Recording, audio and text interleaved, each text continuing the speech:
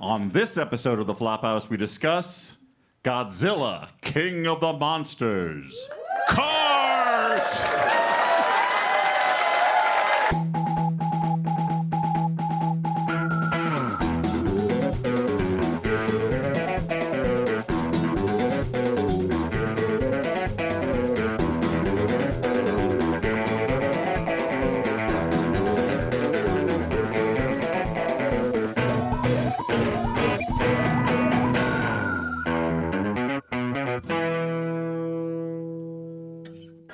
And welcome to the Flophouse. I'm Dan McCoy. I'm Stuart Wellington. And I'm Elliot Kalin, and we're in Boston again. Oh, boy! And Dan, when we're in Boston, what do we like to do on this podcast? Well, we like to do the same thing as we normally do, but we wear... Try to take over the world. Pinky in the brain. Wonderful, yes. we talk Wait, was that set in Boston? Yeah, it was originally called Pinky and the Brain's Boston Adventure. Okay. And then they were like, they never leave the cage, really. Or they rarely do, so why are we calling it out as Boston? If we just take Boston out of the title, then people can imagine it's happening in their town. And then the executives were like, that would be frightening if I had super intelligent mice in my town. But okay, you're Steven Spielberg, we'll do it. So... I'm sorry, guys, listeners at home, Stuart just did the most amazing presentation. Dan is really suffering. I wish you had been here for it. I feel like I wish you had been here.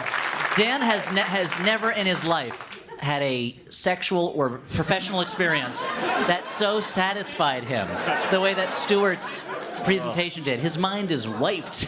He is spent. It really is. I can't remember what we do. So someone else is driving this car, if you will? So what we normally do on this podcast, we watch a bad movie and we talk about it. And today we watch a movie and we're going to find out if it was bad or not. Today we watched Godzilla, King of the Monsters. That's right, not Godzilla, King of the Monsters, like that's his last name.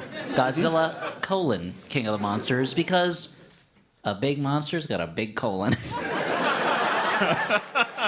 They don't... Hi, I'm Elliot Kalin. Hi. I'm Elliot Kalin for Monster Rectal Health as I stand up. It's not anything any of us wants to think about. That the monsters we love might in some way damage their rectums. And yet, if we all take a moment to pay a little more attention to the rectums of our monsters, their lives will be better for it, and we'll really appreciate it. Join me, won't you?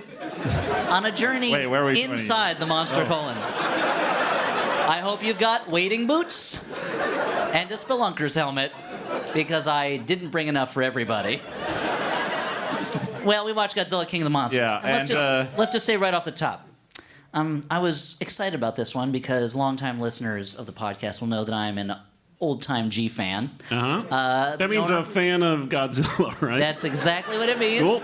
Just trying to stay up to speed. Not a fan of the Guyver. It's fine. Wait, what?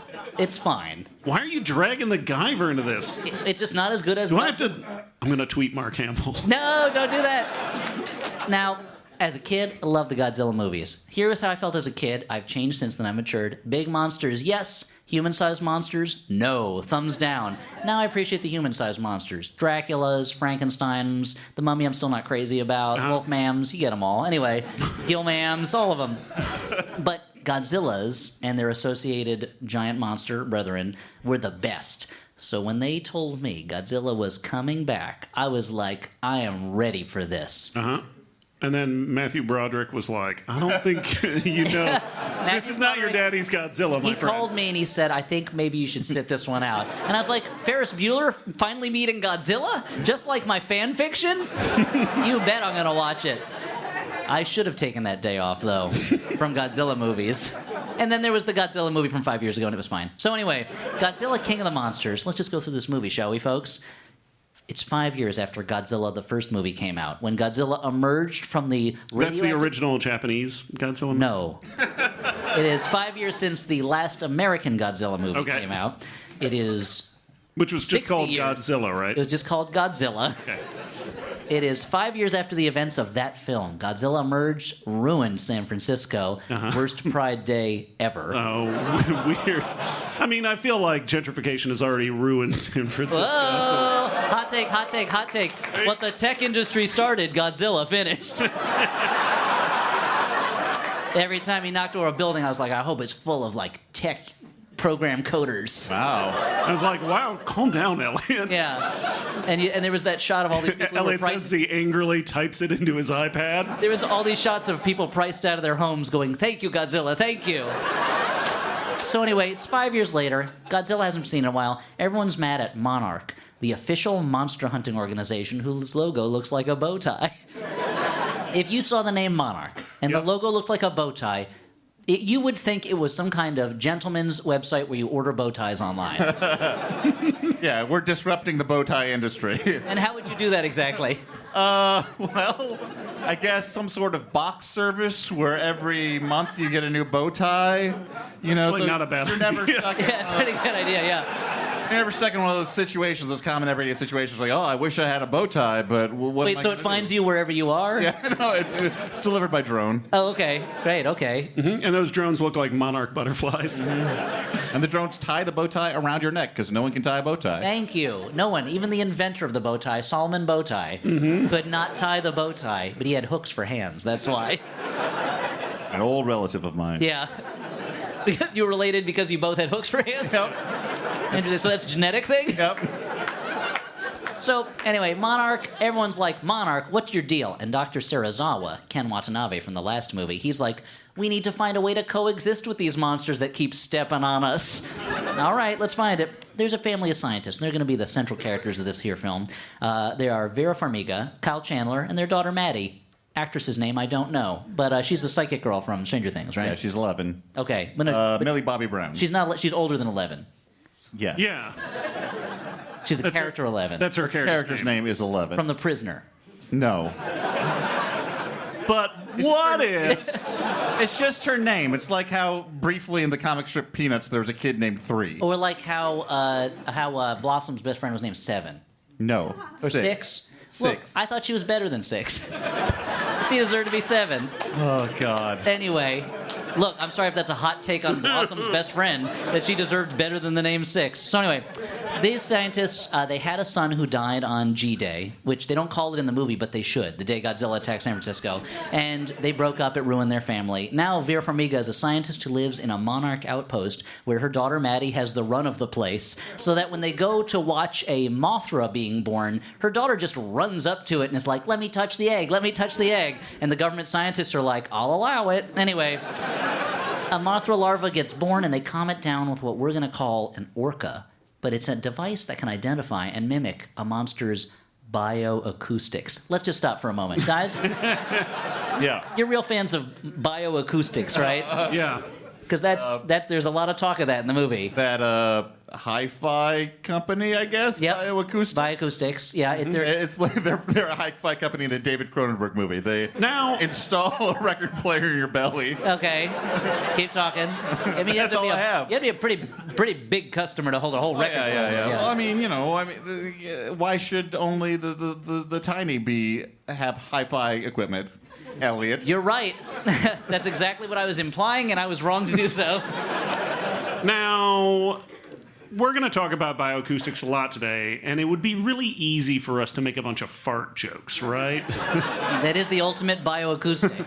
But for this one, it just means roaring that you can somehow track, and also is what encoded in the DNA of the monster.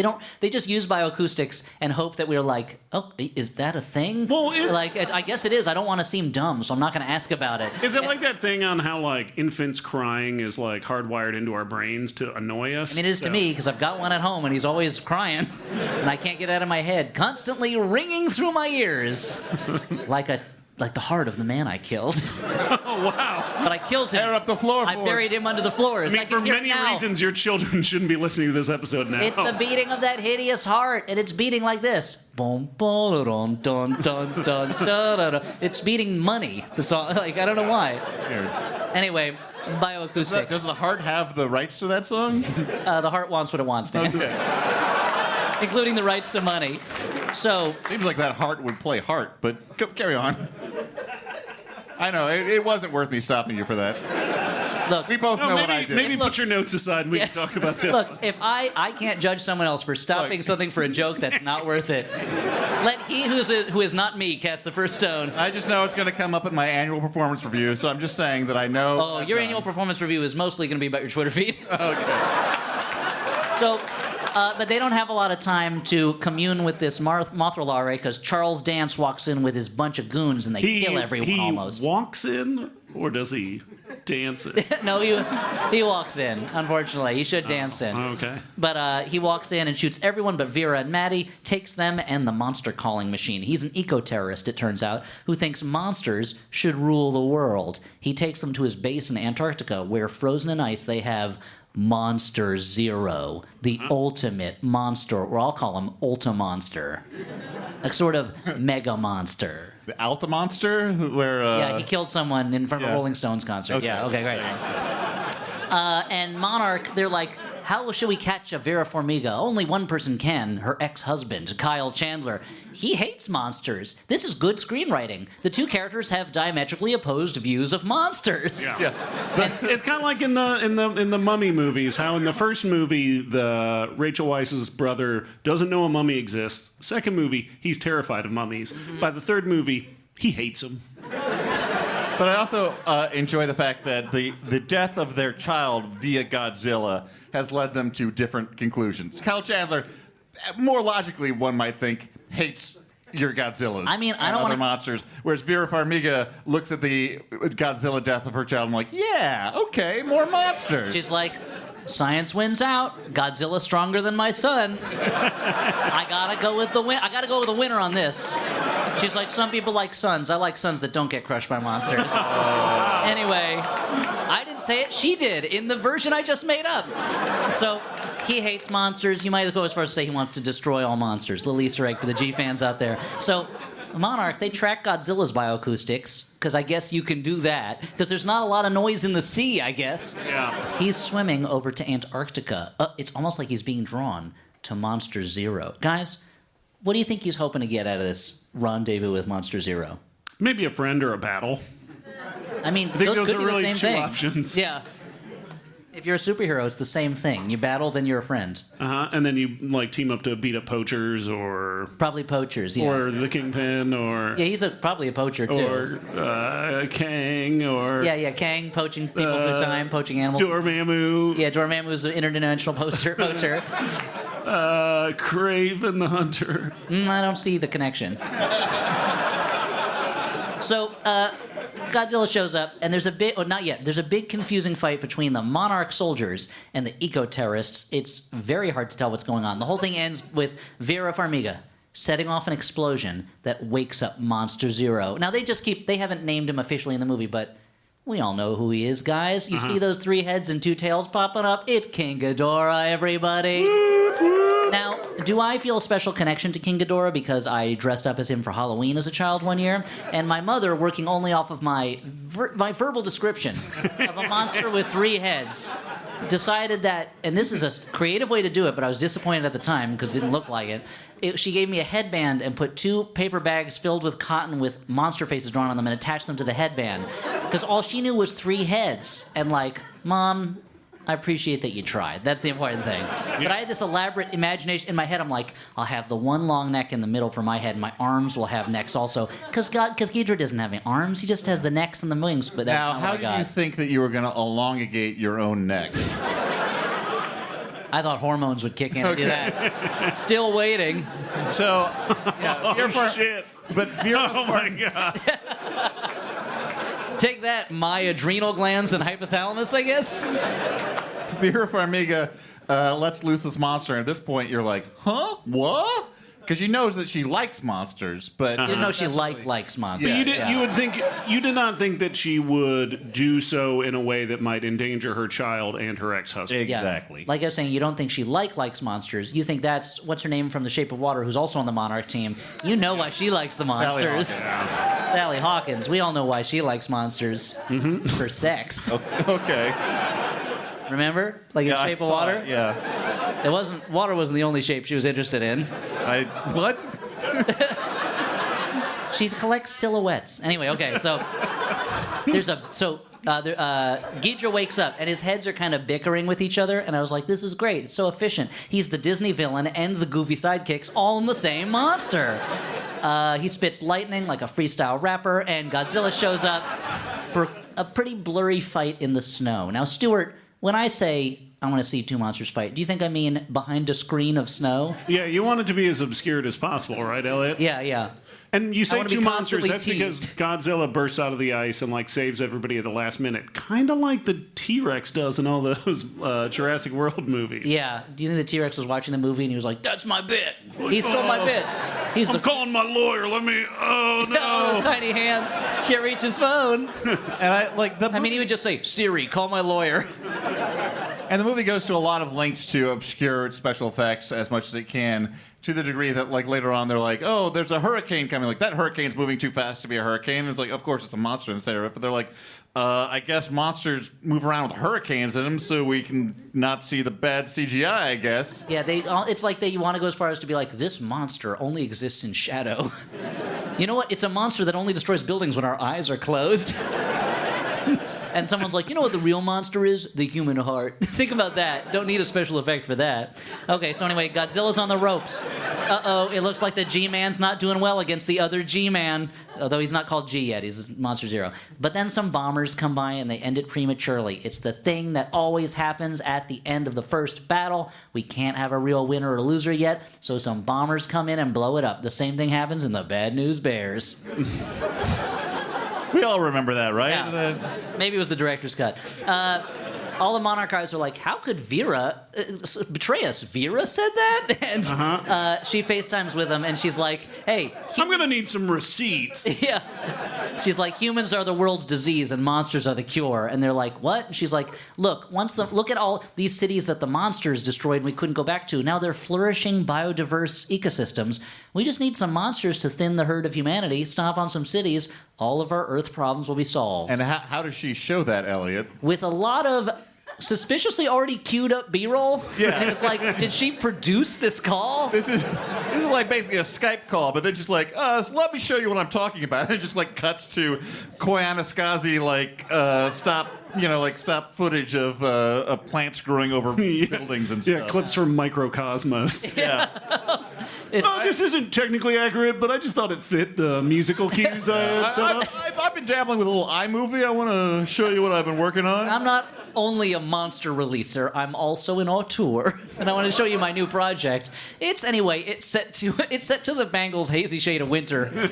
I mean, I know they didn't write that song. They did a cover of it. Sorry, get off my back. Okay. So anyway, but Elliot talked about attacking the audience. I'm sorry. I just get so mad when I know people are going to jump on me about the Bangles. Anyway, so there's a theme in this movie, which is people always having the pictures and videos they need to back up their arguments right at hand. There's another member of the Monarch team whose sole job seems to be to just throw out images of monsters from old books and paintings and stuff and be like, monster, monster, monster, monster. We've always had them with us. It's like these artists needed to communicate about this King Ghidra three-headed monster, and they just didn't know how. And she throws out William Blake's painting of the dragon, which... She did not do her research. That's a representation of Satan. Come on, guys, come on. And it is as we all know, a specific message through the centuries to William Dollarhide that he needs to go killing people. Anyway, so... He needs to go eat that painting. Yeah, that is the strangest part, because it's also like, so this is an alternate universe where that painting doesn't exist anymore? He can kill all those fictional people, but destroy a real painting? Mm-hmm. Anyway, I like that picture. Let's talk more about Red Dragon, everyone. Or William Blake. Now, you see, the thing is... Yeah. He blurred the line between poetry and mysticism. He was one of the first, self-publishers of comics, if you will. Yeah, I guess, there's a direct line between him and Dave Sim. Oh, no! Look, they both had some crazy ideas. Vera, she's just on a monster waking up spree. She wakes up Rodan before they can before Monarch can evacuate Rodan. The sculptor? Island. Wakes up Rodan, who's like, guess he's a monster. Time to have affairs with my assistants. And that was really a guess that you would know information about him. Time to make many, many bronze casts of each of my work. So when people are like, I saw The Thinker in Paris, it's like, yeah, cool, dude. It's all over the place. There's one in, I think, Pasadena. Okay, so... Welcome to the Comedy Central Roast of Rodin. Yeah. So Nanette can be full of art jokes, but I can't make art jokes. So that's a double standard. So Rodan has a pretty cool. Yeah. Speak up for white guys against. Dangerous territory, almost as dangerous as being in Rodan's sights, because he's just flipping over jet planes left and right. Maddie is horrified that her mom did this.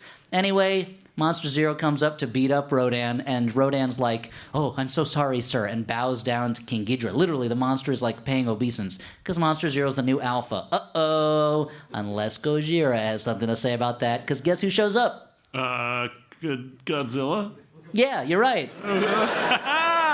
You did it. Right on one. He shows up and rips off one of Ghidorah's heads. Whoa! Cool. Whoa, that never happened in the old one. I mean, the old one was better all around, but still. That's when General David Stratharn of the United States military. He got rescued from Alaska. Sorry, that's a Limbo joke, everyone. John Sayles' Limbo.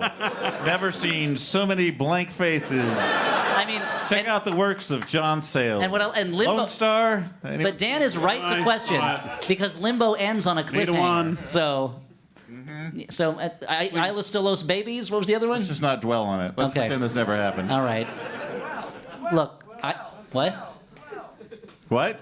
People want us to talk about John Sayles movies. Already wrote the screenplay to Alligator. What do you want to know about him? He wrote The Howling. I don't know what to tell you. Let's talk about the return of the Secaucus 7, everybody. I wish the Secaucus 7 stayed where they were. I've never seen it. Anyway, so General David Strathairn, and he launches a super nuke at the monsters. Doesn't work so well. Ghidorah's fine. He even regrows his head in a pretty cool body horror scene. But Godzilla appears to be dead. And How's his bioacoustics, Elliot?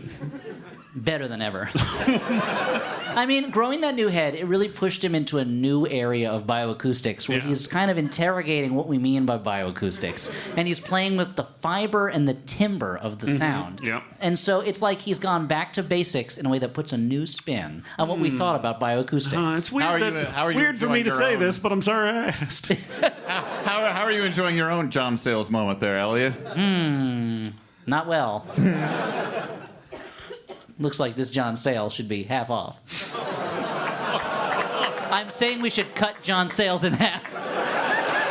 Anyway, Godzilla appears to be dead, and the Monarch people, who at this point really only know Godzilla for smashing San Francisco, act real sad about it. Like, no, but he's the title character of the movie. How can we do this? And Kyle Chandler's like, I'm glad he's dead. And they're like, stop being a jerk. Anyway, all these monsters start waking up everywhere, including this really cool monster that's like a trunkless mammoth gorilla. It's like a gorilla with huge mammoth tusks. It's like, what is this thing? Give him a movie. Mammoth, Mamrilla, what is it called? Dan, Stuart, what is it called? Mammoth? Manmouth? Like he's a man, but he's a mammoth. But he's not a man. Wait a minute, he's not a man? Mamilla. Okay, Mamilla. Gramilla. No, but that's got very little mammoth in it. It's mostly gorilla. Gremlins 2. I like it. Okay, so he's called Gremlins 2, the new badge. How about Buzzsaw? Okay. How about Sub-Zero? So, no, I mean, there's already a Monster Zero, so that's doubly confusing. I also like how you're like... How about Dynamo? Okay, guys. I'm going to spoil you. Do you know any other characters from The Running Man? Are they public domain yet? Let's just call him Terry. His name's Terry, okay? So, I like that you're like, give this monster movie too, though. Like you're Dom DeLuise, the beginning of the Muppet movie, like going through the swamp, being like, oh, a singing frog. That guy's got to be in pictures. And like you're like in the rubble of this city as things crash down, and you're like, hey, you have representation. Oh, I think you've got it. I'm hearing a lot of buzz. So these monsters are waking up everywhere. Turns out now that I'm just going to call him Ghidorah. They haven't named him yet in the movie, but I'm just going to call him that because that's his name, and I know it. They like read it on a scroll somewhere. They're like, oh, this ancient thing calls him King Ghidorah. Well, I guess that's his name. And they're like, the many who is one, because he's got 3 heads. And I think one of you made the point that like he didn't name himself that. Like, it's not like, oh, we figured. There's a lot in this movie of what I call Batman 66 logic, because there's a part in Batman the movie where they're like, there's like a shark that's pulling on Batman's leg, and they're like, a shark was pulling my leg. The Joker, it must have been. Oh, the whole thing's like an enormous riddle. The Riddler. And it's like, it's not evidence that you use that word when you're describing it. And so there's a lot of them being like, oh, it's almost like they're moving like in a pack. Packs have alphas. The alpha must be this one. Ah, yes, and the bioacoustics. It's like, these are not words that the monsters are using to describe themselves. Like, they're just coming up with this stuff off the top of their heads. And the movie also seems to believe that the more they explain the bullshit science, the more we'll believe it. Rather than, like, the more logical thing is, like, say the bullshit science really fast so the audience doesn't notice. Or don't even say it at all. Be like, monsters, monsters everywhere. Like, Blah, blah. I'm a monster. Monsters. You get a monster. You get a monster. Because Hey, guys, I want to talk to Hollywood for a second. So this is private. If you guys could not listen for a second. Uh-huh. Hollywood, this is just between you and me and maybe Dan and Stuart. I don't know. Look, I just like monsters, okay? So when I see a monster movie, I don't want to see people in it. I used to watch He-Man as a kid. You know which character I didn't like? He-Man. You know which character I did like? All the bad guys. Because they were monsters. I wanted to go to store and buy monsters. Yeah. And that's what I did. I owned none of the human figures. I owned the most human figure I owned was Moss Man. Because he's so soft. And he smelled like patchouli. Guys, I'd like to talk to Paul Hollywood for a moment. Okay. Quit pretending like you don't like something and then shaking people's hands. We're on to you. We get it. We've seen it. Stuart, do you want to talk to anyone? I guess Paul Newman? Sure. Okay, great. You're pretty old to have the name Newman. Particularly as a dead man. Yeah, I mean, he died years ago. As a guy who's dead. Should be Paul Oldman. No? Now, how do you feel about Gary Oldman? He's really grown into What? that name. Who? Okay. But you got to admit that Michael Mann is pretty accurate, right? I'll check. How? How are you I think gonna you know how he's going to check, Dan. Okay. I think you know how he's going to All right. check.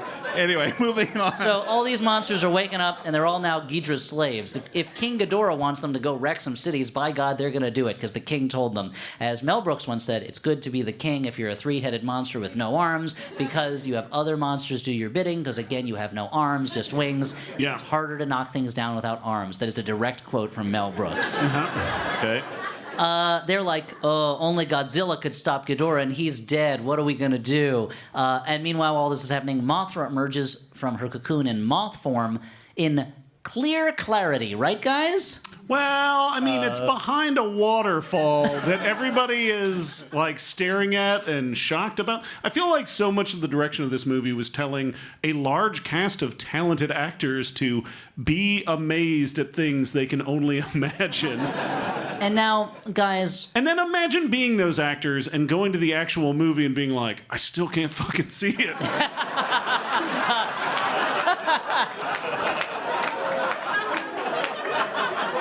now I want to take a tangent and show you a little bit Flophouse behind the scenes.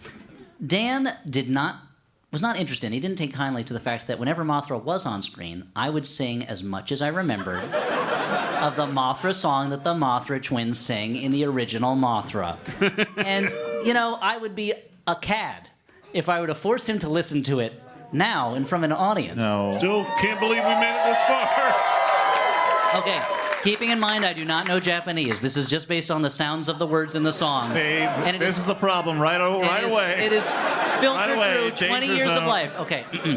Danger, Will Robinson. It just, every time I see Mothra, I just want to hear Masuraya, Masura, Onangata Kuya, Hindomun, Listo Willow, Hamba Huya, Hamba Huya, something he's letting us else, stop. Kasakuya, Nope, that's Masuraya, Luke. Masura. And this is so sang forth. by two tiny little women, right? Yeah, two tiny ladies, the Mothra twins. So you're saying you don't speak Japanese?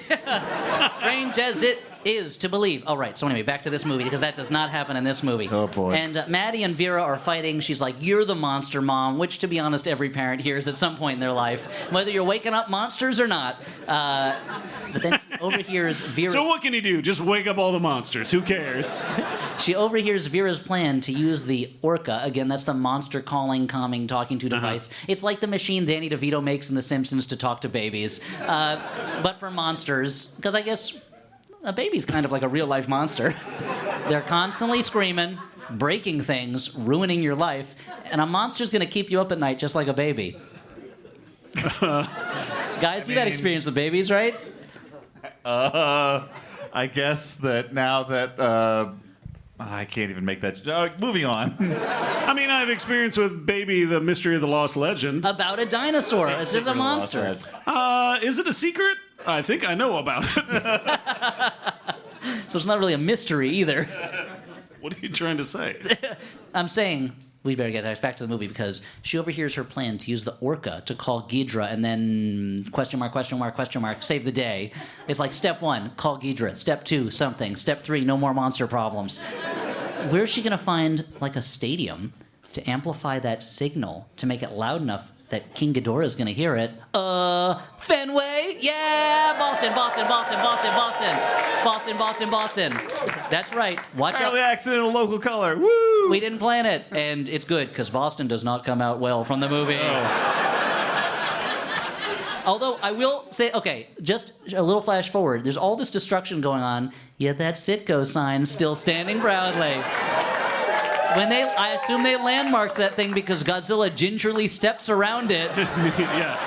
Rather than getting in trouble with the housing commission. Yeah, there's a point where King Ghidorah steps on a giant Dunkin' Donuts billboard, and I could just imagine my wife being like, "Fuck you!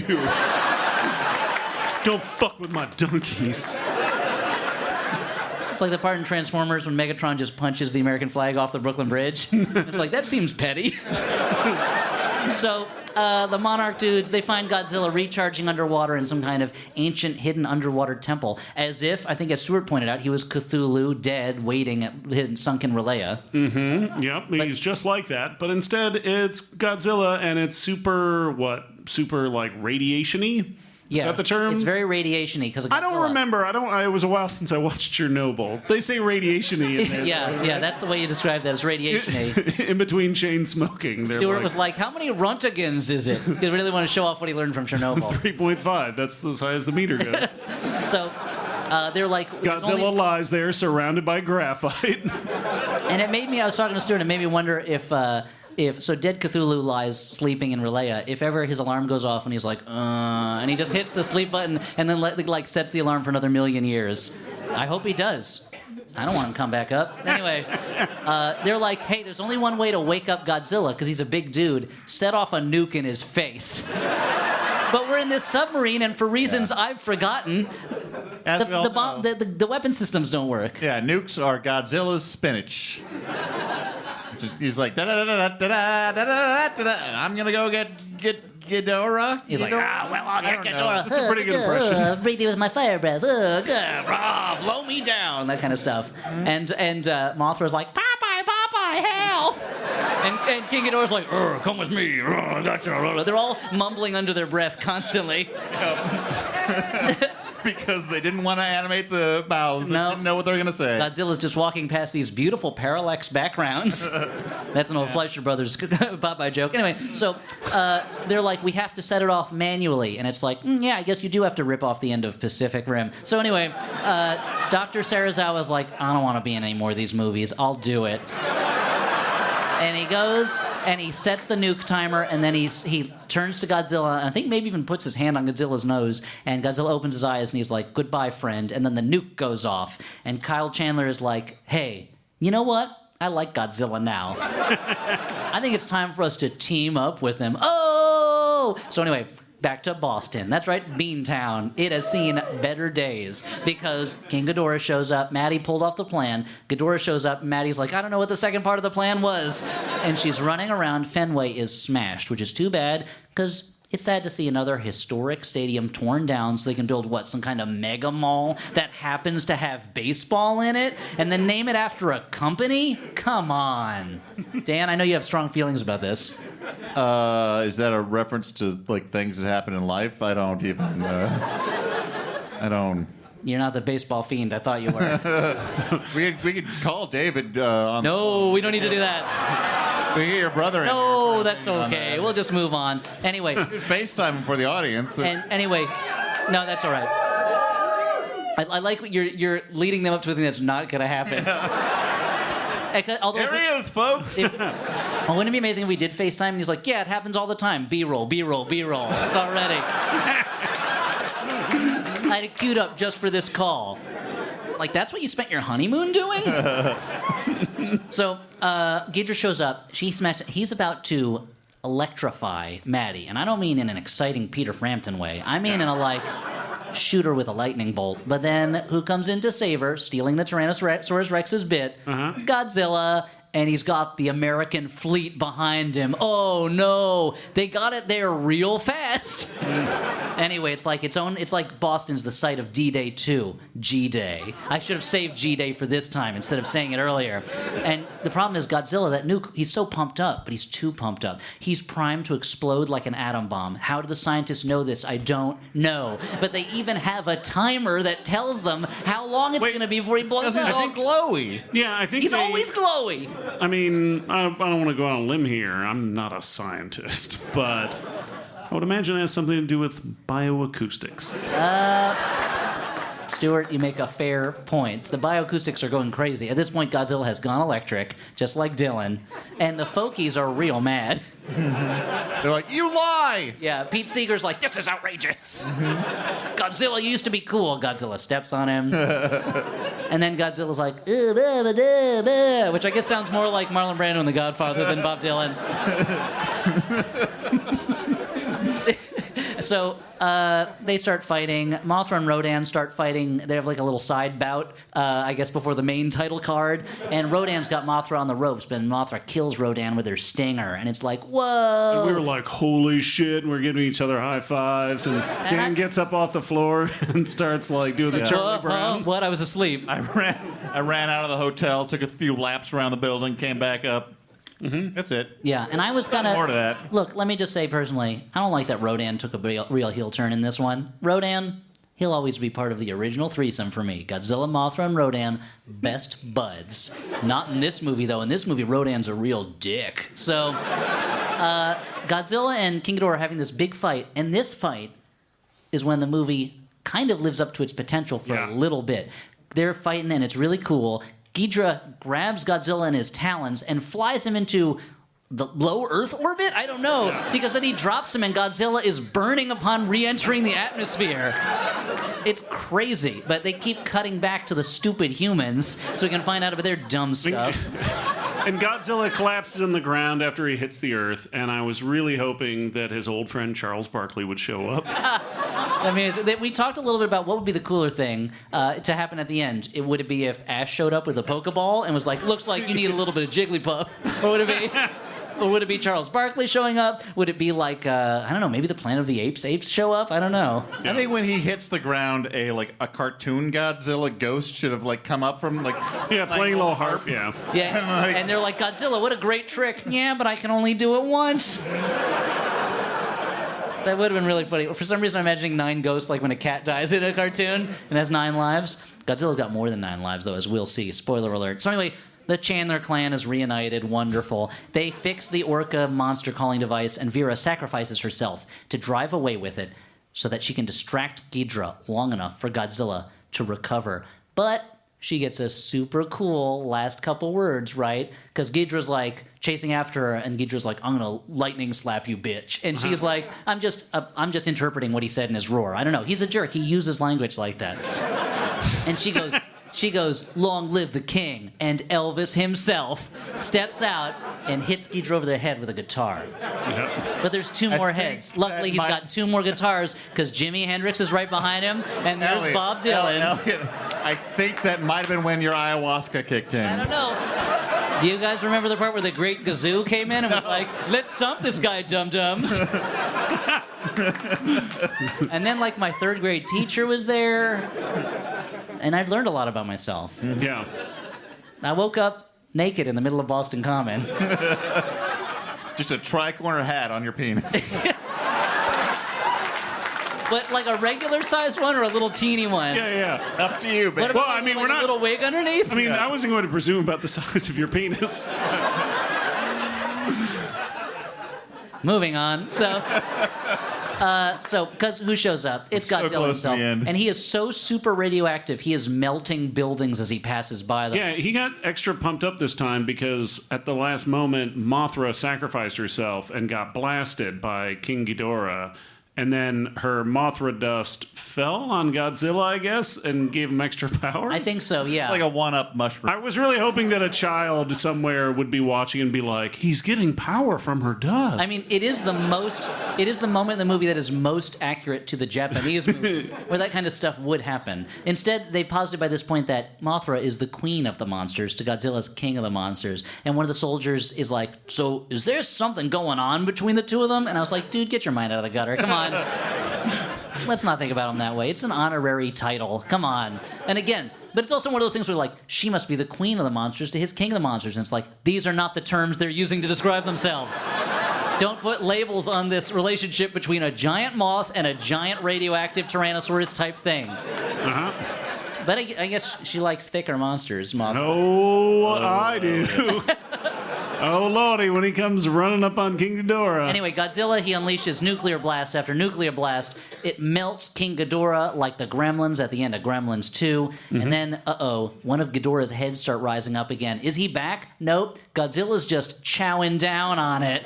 And he vaporizes it through King Ghidorah's throat with his radioactive fire. All the monsters come and bow to Godzilla as he stands atop the ruins of Boston, which the ruins look much bigger than a city like Boston would probably create. But what are you going to say about that? They had to take a little bit of license because, if Boston was accurate size, Godzilla would just kind of like step on it and not notice and just keep walking. Yeah, maybe this posits an alternate world where when monsters showed up, Boston just built a lot more buildings. So the monsters bow to Godzilla and he roars, finally, he is undefeated as the king of the monsters. Or is he? Because during the credits, this is the craziest part. I knew they were going to set up a King Kong battle. Of course they are. And there's some headlines on websites that are like, monsters head to Hollow Earth Tunnel in Skull Island. Is a king bigger than a god? But they also have headlines that are like, monster poop. The best fertilizer. Monster cells, a new superfood. Yeah. Plants grow everywhere. 14 species taking off endangered Godzilla species list. rebuilds the Amazon forests. Yeah, it literally Yeah, says that. It's basically like the entirety of the movie Batteries Not Included, where these little space robots help these old people save their building, right? Except the old people are humans and the building is Earth. But it was like, Yeah. wait, so just But at no having point does like monsters... Godzilla climb onto a little grill and somebody confuse him with a burger patty and put It'd have to be cheese a on pretty him. big But if grill he did- and a pretty big piece of cheese to throw in Godzilla. Anyway, I guess we're the only ones who remember Batteries Not Included. Nobody else here likes the later works of Don Amici. Guess I won't start talking about Karina. Anyway, but it posits that the monsters will really solve every single environmental problem we have. And then Kong battle is teased. Credits. And then the end of the credits. Charles Dance. He didn't die in this one. And he's brought to somewhere, an underground warehouse, I don't know, where they've got one of Ghidorah's heads. Something tells me we might see a Mecha Ghidorah at some point. And if we don't, fuck this movie. Don't tease me that way. All right, really Yeah, fast. we're running long, sorry. Really fast. Final judgments. This is a good bad movie, a bad movie kind of like Elliot. Go. I did not like it. I thought it was a bad movie. Well, because it's just like, it's a boring movie. It doesn't want to give me monsters, and I want monsters from my monster movie. Yeah, I'm gonna say it's bad. Two, the way you explained it, even with all your like weird digressions and us not actually seeing the movie, was much clearer than the actual plot of the movie. I cut out a lot of the scenes where people talk around fake science stuff, and Bradley Whitford's like making jokes about nothing in particular. And... Yeah, it's just real dull. Elliot Stewart. What? Elliot. I'm Stewart? Stella tonight. I've gone on record saying I like a big Godzilla. Like I like one with a lot of meat on his bones. But this movie, not so much. This movie could have lost a little bit of meat because I feel like if you edited out maybe an hour of it and it was mainly just monster fights, I'd be down. So bad movie. All right. Does our podcast deep dive into the weirdest Wikipedia pages we can find? Yes. Do we learn about scam artists, remote islands, horrible mascots, beautiful diseases, and mythical monsters? Yes, absolutely, and yes. Do we retain any of this knowledge? Probably not. I'm Emily Heller. I'm Lisa Hannawalt. We make art and comedy and TV shows, and also the podcast Baby Geniuses. For the past 8 years, we've been trying to learn new things about the world and each other every episode. But let's be honest, this podcast is mostly about two friends hanging out, shooting the breeze, and making each other laugh. We're horny, we like gardening and horses, and we get real stupid on here. But like, in a smart way. Yeah. Join us every other week on Maximum Fun. Baby geniuses, tell us something we don't know. Judge John Hodgman ruled in my favor. Judge John Hodgman ruled in my friend's favor. Judge John Hodgman ruled in my favor. I'm Judge John Hodgman. You're hearing the voices of real litigants, real people who have submitted disputes to my internet court at the Judge John Hodgman podcast. I hear their cases, I ask them questions, they're good ones, and then I tell them who's right and who's wrong. Thanks to Judge John Hodgman's ruling, my dad has been forced to retire one of the worst dad jokes of all time. Instead of cutting his own hair with a Flowbee, my husband has his hair cut professionally. I have to join a community theater group. And my wife has stopped bringing home wild animals. It's the Judge John Hodgman podcast. Find it every Wednesday at MaximumFun.org or wherever you download podcasts. Thanks, Judge John Hodgman. Hey everyone, hoping that you're enjoying this live Godzilla show. The second show, along with Alita Battle Angel from our double show in Boston. Both of them very good. We miss doing these shows dearly. We hope to have the chance to get back on the road sometime soon. But since this is a live show, you know what that means, a solo ad read. And the first sponsor of the show is Squarespace, a service that helps you create a beautiful website to turn your cool idea into a new website. Again, that should not be a separate bullet point. Blog or publish content, sell products and services of all kinds, and much, much more. Squarespace does this by giving you beautiful, customizable templates created by world-class designers. Everything optimized for mobile right out of the box. A new way to buy domains and choose from over 200 extensions. Free and secure hosting. My God, Squarespace, how do you do it? Look, it's 2020. Every one of you should have a website. Each and every one of you should go out and make a website with Squarespace. I don't care if you don't have any sort of like public-facing persona or any business. Just, make a website and put up pictures of your dog. You might ask, doesn't Instagram do that for me for free?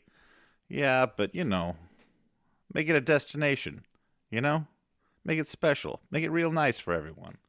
Hey, we're also sponsored by the Kitty Poo Club. The Kitty Poo Club, who is giving us money to make me say Kitty Poo Club. Are you a proud cat person like I am? You love your cat, but that doesn't mean you love having a litter box in your home. Lord, no. It's a box full of dusty, clumpy sand that your cat pees and poops in. Kitty Poo Club takes care of the more unpleasant parts of cat ownership so you can get back to loving your furry friend. Yeah, you don't want to resent your furry friend for pooping. Everybody poops. I read a book about it.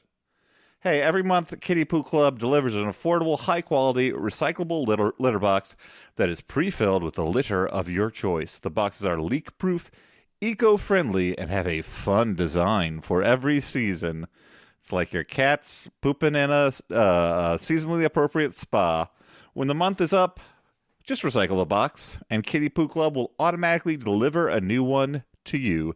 No changing used litter and no more cleaning the box. And right now, Kitty Poo Club is offering you 20% off your first order when you set up auto ship by going to kittypooclub.com and entering a promo code FLOP. Just go to kittypooclub.com and enter promo code FLOP to get 20% off when you set up auto ship. That's kittypooclub.com, and don't forget to enter promo code FLOP at checkout at checkout, not checkout, to help support our show. We have a couple of Jumbotrons here. Jumbotrons. That, Tron, the movie Tron was angry. They were going to sue us for a copyright infringement, so now we're Jumbotrons. Long-time flopper, first-time Tronner, Ben Carter, with a dumb Jumbotron asking Flophouse Nation to support the Kentucky Equal Justice Center. It's a righteous org working to make sure everyone, black, brown, or white, has the health care, housing, and money they need to thrive. Floppers love horror, and KEJC fights actual horrors like poverty, racism, evictions, gerrymandering, and zombie debt collection. That's legit what it's called. Help KEJC keep the horror where it belongs in Shocktober. And you can donate to the Kentucky Equal Justice Center at bit.ly/Dumbotron. That is Dumbo like the elephant. What a nice Jumbotron to help the world. This message is for Jojo. It is from Justine. And Justine says to Jojo, "Happy birthday, little brother. Here's to the world's greatest 37-year-old man trapped in the body of a 26-year-old boy. My gift to you is hearing happy birthday from the mouths of three gentlemen, well, one, who might actually have chuckled at your proposal to name a new truck Alan Truck. Keep being my favorite, also only, brother. Love, Teeny." I would have chuckled at Alan Truck. Thank you for sharing it. That's all before we get back to the live show. I hope that we will have something to announce about a virtual live show soon. But as of this moment, we rejoin ourselves in Boston. We like to close out these shows with a little bit of audience questions. And you asked, was that a question? Yes, we do. We've got, let's say around 12 minutes. There's a microphone right there. We can't answer too many questions. We'll try. We got to make these questions fast and furious. Another reference to Stuart's presentation from earlier. Oh, bless you. Godzilla, bless me. Hey, guys. Hello. So if you guys were a kaiju, who would you be? Well, I would obviously be Gamera because I'm a friend of children everywhere. I mean, And I do a lot of cool spin attacks. That's true. And you can flame out of your leg holes. Uh-huh. Yeah. I want to believe I'd be Godzilla, but I'd be probably one of the awkward ones like Megalon. Can't really do anything. Look, I've always had a fondness for Mothra. I know she's supposedly the queen of the monsters. I don't care. I'm not going to, box myself in that way, Elliot. Uh-huh. And I mean, I think it also makes sense because of the way that you react to the Mothra song. Yeah, Dan, every time I sing it, it's like you can't help I but think skip it might be a hate crime, so that's why I don't like it. Hate crime. I'm not sure. I just... All right, next question. It's Lyman... Oh, shoot, that's too obvious. Sorry, L... it's okay, just ask the question. Okay, anyway, I have this movie features a lot of flying monsters. You know it. And we all a know lot that, of flying monsters. Yeah, and that's impossible, right? The biggest birds weigh under 20 pounds. So what I want to know is are there any movies out there that actually feature realistic physics kind of about giant monsters? Any giant monster movies that feature realistic physics. I would take issue with the 20-pound limit you're setting on flying animals. Quetzalcoatl, anyone? Thank you. Anyway, okay, so but he had hollow bones. That's how he stayed so thin no matter what he ate. Any monster that big would probably collapse under its own weight at a certain point. They're literally thousands of feet tall, and they're radioactive, so their cells are deteriorating rapidly. It doesn't make you stronger, right? What about not like the Hulk? What about the Blob when the Blob gets really big? Because the Blob doesn't have, it's just a blob. And I guess the Blob is just a blob. Yeah, it's all. I think I'm going to call that in the name, baby. McCoy's theorem. Next question. Hi, Mike, last name withheld? Hey, Mike. If you were not in the Flophouse, God forbid, and you were at one of your own live shows, what question would you ask yourselves? What question would we ask ourselves if we were not in the Flophouse at a Flophouse live show? I'd be like, Dan, why'd you kick me out of the Flophouse? My question would be, how dare you, sir? Yeah. How dare you, sir? I would say, hey guys, if you had a stand from the comic book series JoJo's Bizarre Adventure, which of the major arcana of the tarot would you choose? And what colors would you use? I await my answer. Next question, please. Sam, last name withheld. Fuck, marry, kill. Godzilla, Ghidorah, and America's sweetheart, Kyle Chandler. Oh, okay. Fuck, marry, kill Kyle Chandler. That's crazy. You marry Kyle Chandler. He's such a good coach. I mean, this is a weird, okay, can we all talk about fuck, marry, kill for a second? Because... Dan, if you're going to question the premise of something that is obviously, we don't want to kill these people. Come on. Dan... I'm just saying... Are you going to take a brave stand against this thing nobody really wants to do? I'm just saying, hold on. This whole game posits a Lockhorn-style world where marrying someone means the death of sex. No, I don't think that's it at all. It's that who is the person that you want who is the person that you want to be with all the time and have sex with all the time? Who's the person you just want to do it once because the story's going to be nuts? Okay. And for me, that would be King Ghidorah. That's right. Wow. I would marry Godzilla. Kyle Chandler, I'm sorry. I don't have anything against you, but you just didn't make the cut. I'm a G fan. Come on. I'm not a Friday FNL fan. Friday Night Lights. Not the same degree. You're saying you have closed eyes and wait. Yeah, my heart is empty. An empty heart. Empty heart, and I always lose. Yeah. Did it. Oh man, smoke's coming out of my ears. Okay, next question. You're very good with antonyms, Stuart.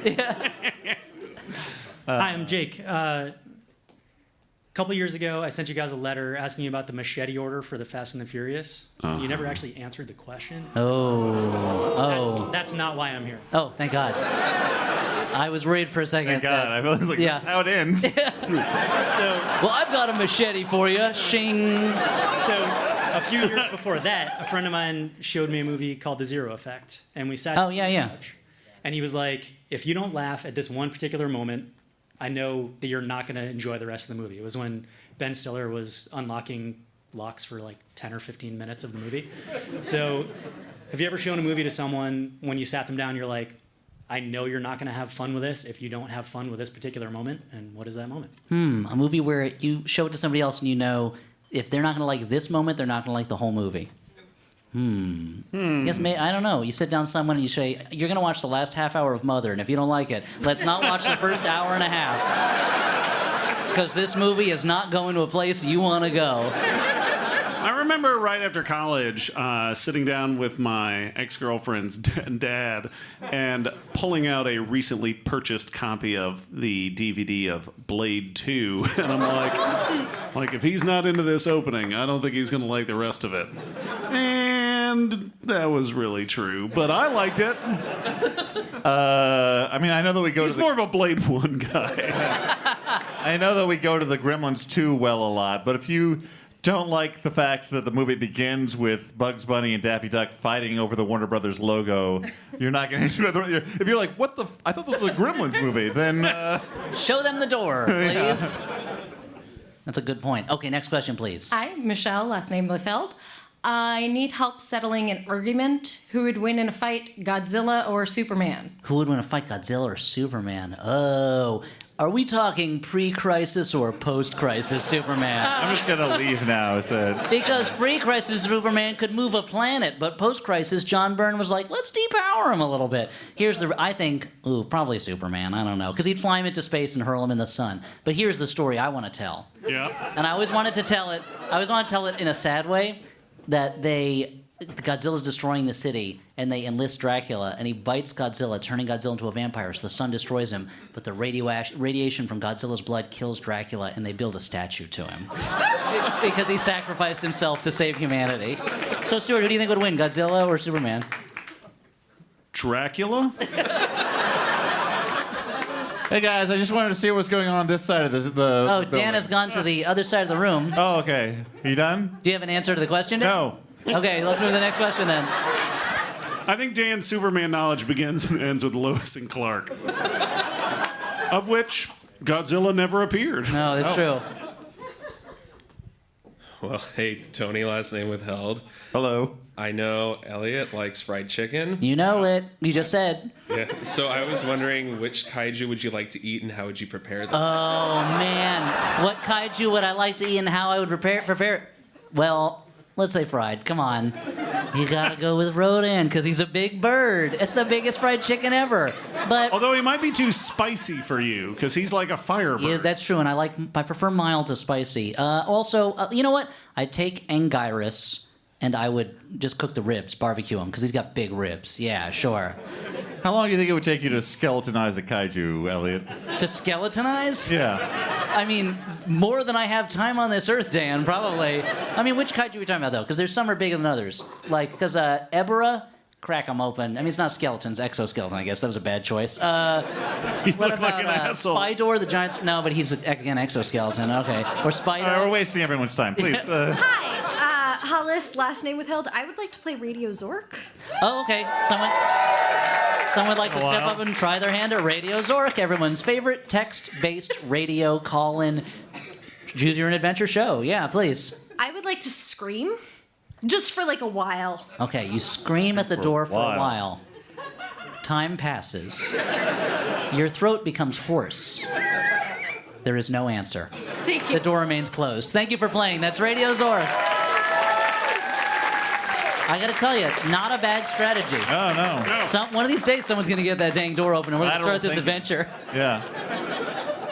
Josh, last name withheld. My friend is, unfortunately, he was going to be here tonight, but he can't be. He is moving from Medford to Maryland for a job. And Elliot, specifically, could you give him a piece of advice for someone who had to move locationally recently? Oh, okay. Yeah. So, move locationally versus...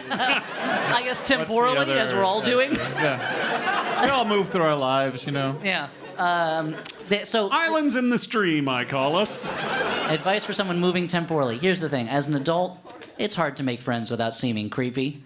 And especially when you're in a new place. But you gotta push through that, because without a local social network, you're gonna feel isolated, and you're gonna start thinking you don't like it there, when really you just don't like being by yourself, probably. So reach out to people you work with, or if there's a local club that does things you like, rocketry, chess. Make sure it's an adult club, not a kids club, but like what about the Burger King kids? That's just what I was gonna say. That's okay for everybody, because we're all kids when we're at Burger King. Where a kid can be a kid, right? That's our Burger King slogan. Don't look at me. So that's what I would say. Good question and good answer. Thank you. Next question, please. Wait, hold on. Is the Burger King slogan "Have it your way"? The Burger King slogan is "Have it." Because that can seem very angry. Like, "Have it your way." It's a passive-aggressive slogan. Yeah. We made these choices for a reason about what we put on a burger, but sure. Have it your way. Have it your way. It's a Burger King world. You're just living in it. Is that one? Yeah. Godzilla, Burger King of the monsters.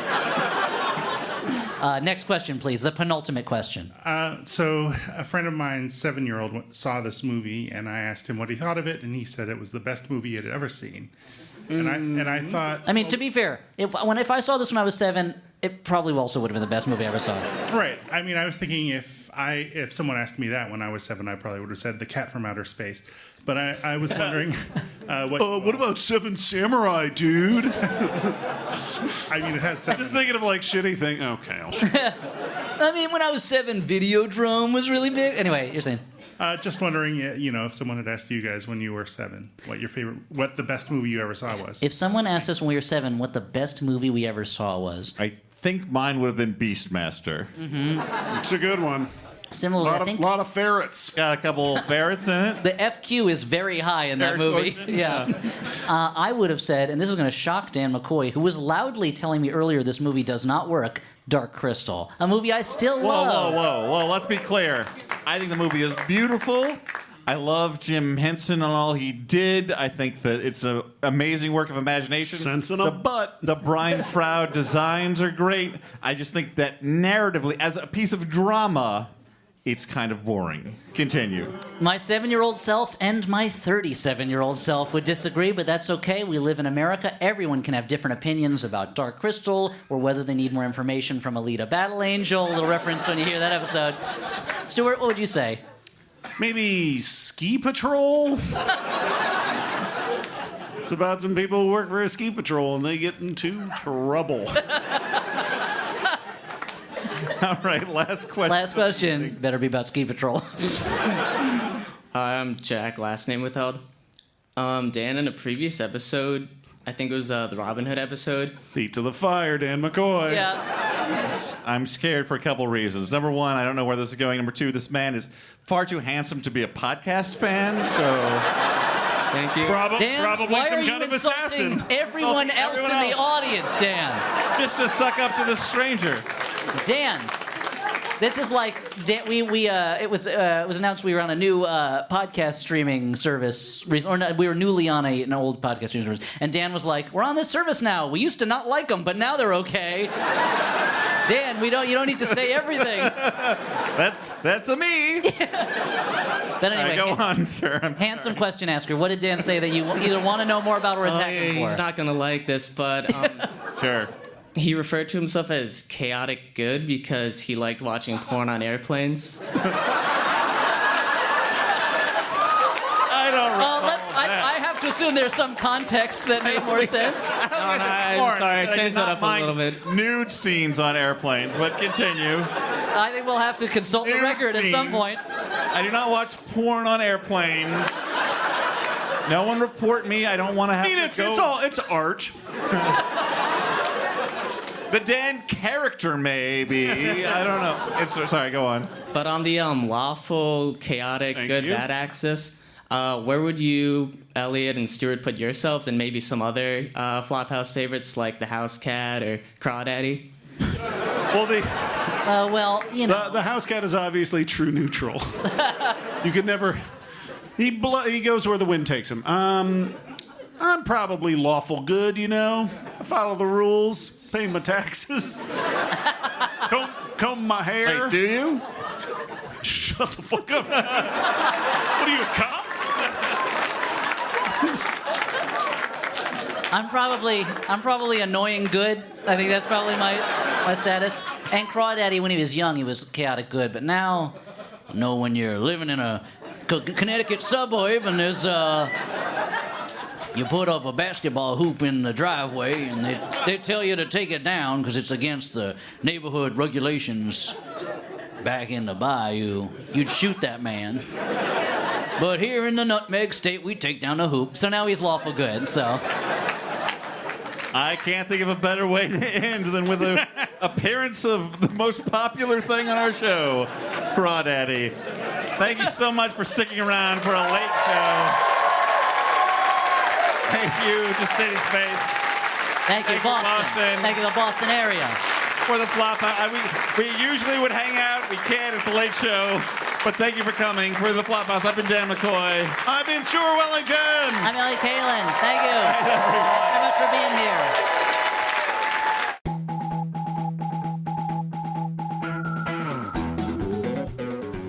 It's kind of a disappointment, but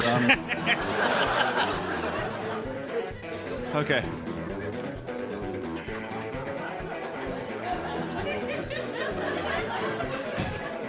You say on this episode, we talk about...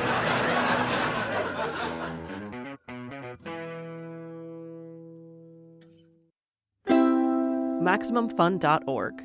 Comedy and culture. Artist owned. Audience supported.